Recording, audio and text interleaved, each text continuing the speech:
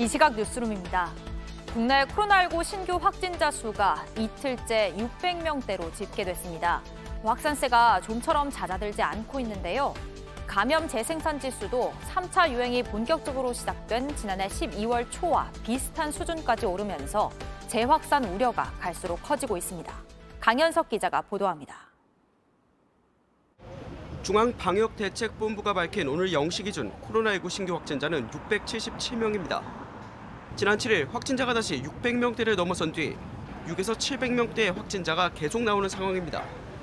지역별 확진자를 살펴보면 수도권이 여전히 절반 이상이지만 부산 56명, 경남 44명, 경북 26명 등 경상권 확진자도 적지 않았습니다.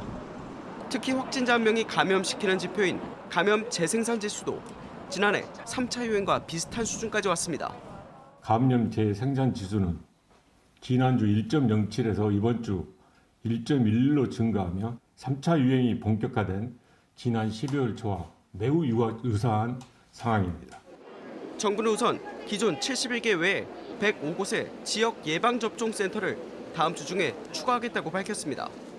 또 다음 주부터 학원과 종교시설 등 9개 취약 분야에 대한 방역 수칙 준수 실태를 집중 점검하겠다고도 했습니다. 한편 정부는 현재 일부 중단된 아스트라제네카 백신에 대한 접종을 다시 시작할지를 내일 오후 발표합니다.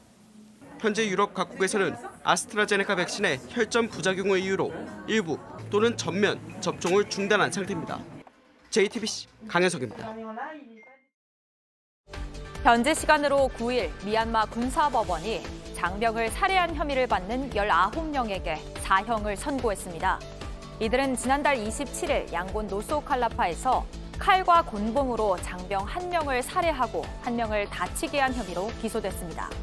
이에 대해 로이터 통신은 지난 2월 쿠데타 이후 첫 사형 선고라며 미얀마에선 지난 30년 동안 사형 선고만 있었을 뿐 집행은 없었다고 보도했습니다. 백인 경찰의 과잉 진압으로 숨진 조지 플로이드의 직접적인 사인이 목 압박이라는 증언이 나왔습니다.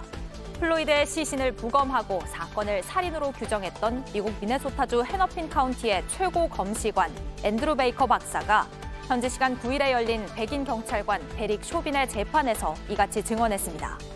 기소된 전 경찰관 데릭 쇼빈은 지난해 5월 플로이드를 체포하는 과정에서 그의 목을 9분 29초 동안 무릎으로 눌러 숨지게 한 혐의를 받고 있습니다.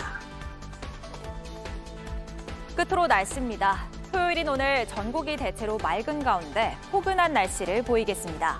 낮 최고 기온이 서울 18도, 대전과 전주는 20도로 어제보다 2에서 3도 높겠습니다. 원활한 대기 확산으로 미세먼지 농도도 전 권역이 좋음에서 보통 수준 보이며 공기 질도 깨끗하겠습니다.